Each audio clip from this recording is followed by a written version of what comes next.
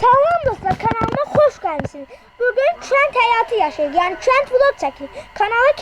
Video geçmeden bak kanala abone olup like atmayı unutmayın. Sizin desteğiniz bana çok lazımdı. Yani video geçmeyek çünkü abone olup like atmamızı gözlüyorum. Abone olup like atın, gelin video geçelim. 3, 2, 1 geç.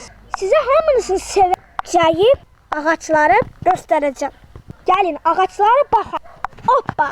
Dostlar, video dayandırdığım için üzr istəyirəm. Sizin abone olma, like atma dəstəkləriniz mənə çox lazımdır. Siz mənim canımsınız. Abone olup like atsanız sizi sevərəm, ya da sevinərəm. Yəni belə video belədir. Kanala abone olup like atsanız çox maraqlı olur. Nəsə, gəlin videoya keçək. Dostlar, gəlin ağaçları gəzirik. Kameraman sən də gəl. Dostlar, baxın nə. Burada bir tane qalın ağaç var. Niye bilmirəm. O çok kadar qalındır ki, baxın. Yani bu ağaca baxan çok yetiştirib ağacı. Burada meşeye oxşayan bir yer var. Niye meşədir bura? Meşədir. Kənddir sən canım. Bana girdik. Bu nədir? Başıma değilecekti. Eğilmeliyim. Ha, qalxdım. Oxucam. İmtihanda yaza bilmədiyim sual.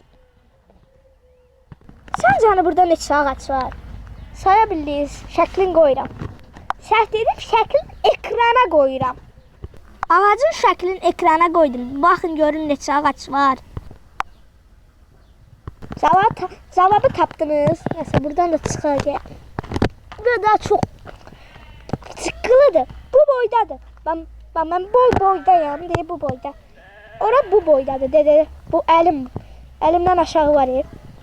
Telefondan da azdır.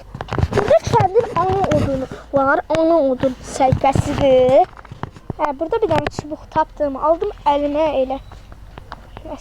Bahar gəlib, ağaçlar çiçəkləyib. Xəbərimiz yoxdur. Ay Allah, ağaçlara baxın, nə qəşəngdir. Yerə nə qədər ləçək tökülüb. Həqiqi dostlar, yerə nə qədər ləçək tökülüb. Tapın görək ki, bu nədir? Qalın ağac da çiçəklənir. Bir baxın.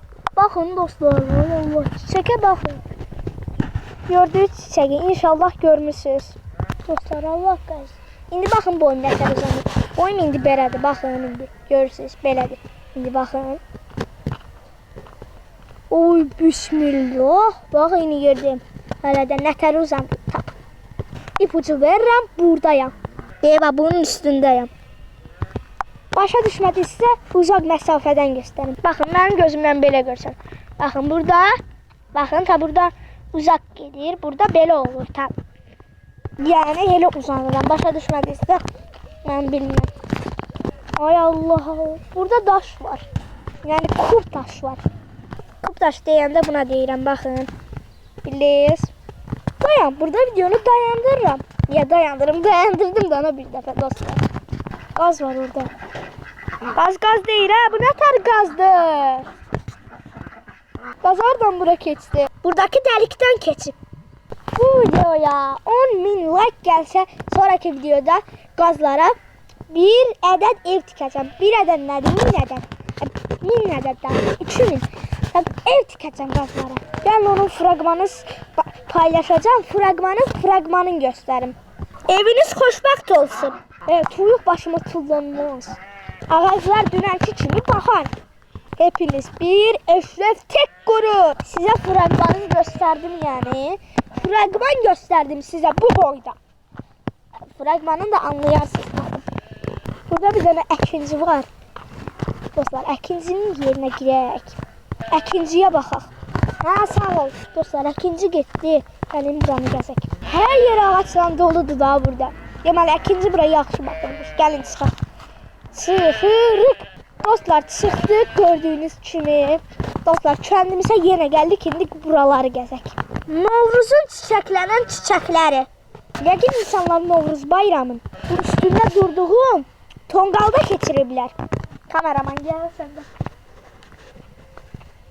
Bax, dostlar, üstündə durmuşam. Kameraman çək.